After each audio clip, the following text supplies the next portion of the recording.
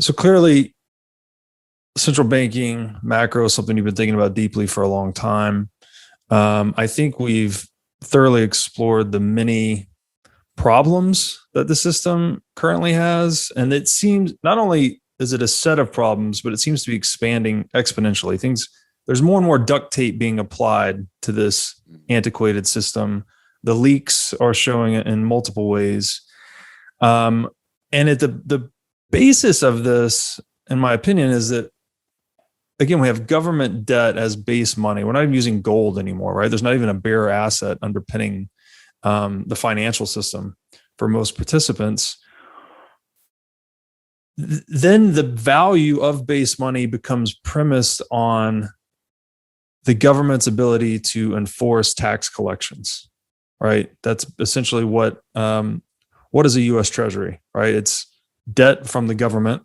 The revenues to the government is their ability to tax or inflate the currency, essentially.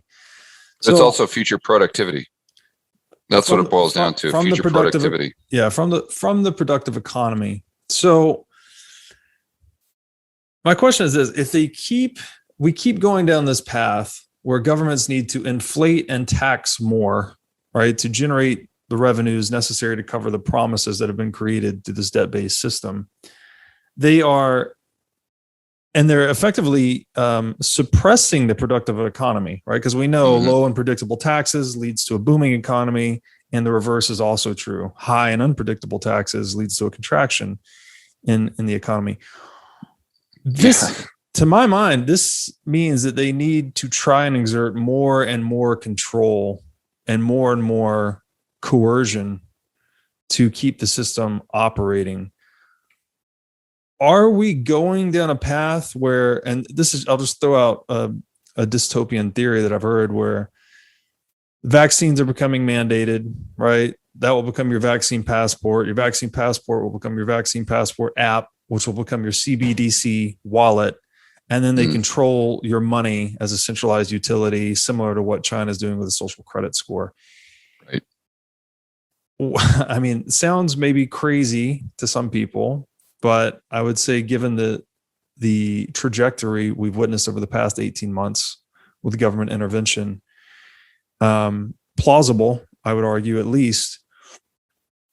And I want to drill into this in the Fed thing. Like, where is your philosophical alignment against central banking in this broader landscape of dystopian possibilities?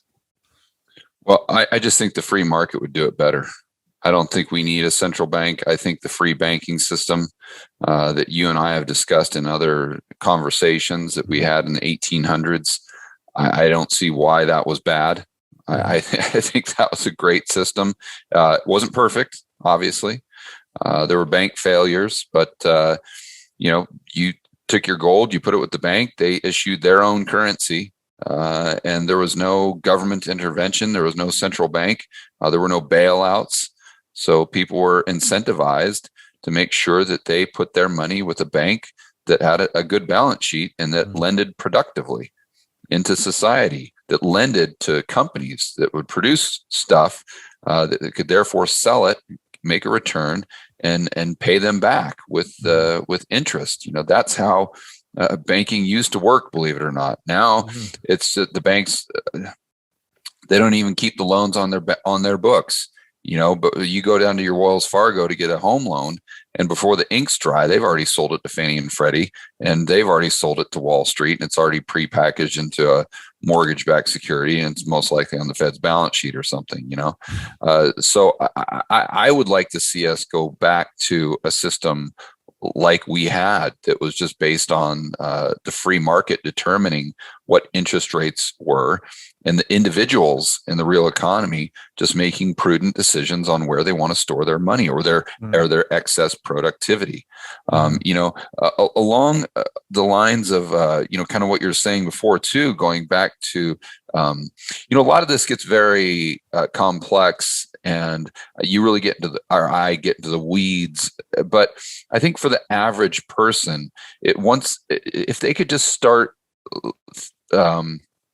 looking at headlines through the lens of productivity, that would give them a big edge, and they'd start to understand things much better. So as an example, the government comes out with UBI for $1,000 a month.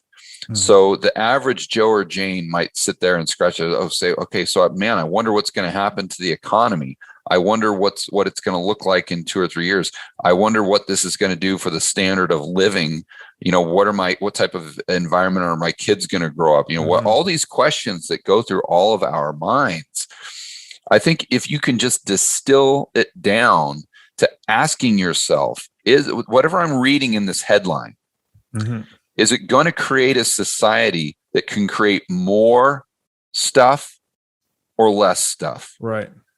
And if the answer is less stuff, then that means that our society is going to be poorer and as a result of this headline. If it's more stuff, then we have the potential of being wealthier and increasing the standard of living. So I would challenge everyone to go through CNBC today, go through whatever headline you're reading on Bloomberg or whatever, and just ask yourself that simple question. And with the conclusion that you will come to, whether it's raising taxes, whether it's increasing the amount of regulation, whether it's government controlling more of where the dollars are being spent, and they're by definition is very inefficient. When you look at the job numbers and you see that the majority of the jobs, the quote unquote new jobs that are being created are government jobs.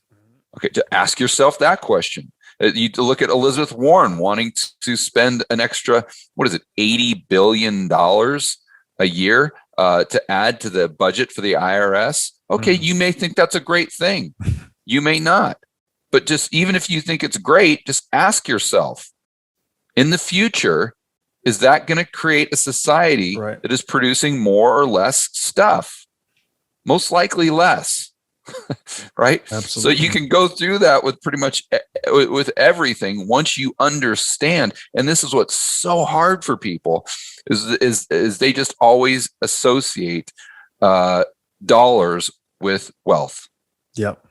And that's the big mistake that they really make. And then you combine that, I've got a couple notes written down here, with the divisiveness that we see in our political sphere. And I mean, what's amazing is every single time we get to a point where I sit there and look at a headline and say to myself, you know what, there's no way that we could politicize anything else. We've reached our maximum. There's no way the politicians can, or the people on Twitter or whatever, there's no way they can politicize this. There's no way they've taken it to its extreme.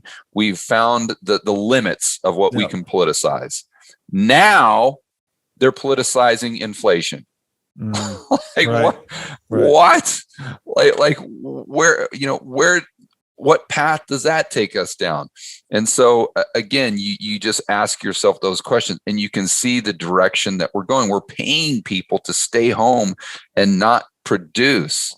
Yes. I mean, you want to talk about, and that goes to a much deeper level.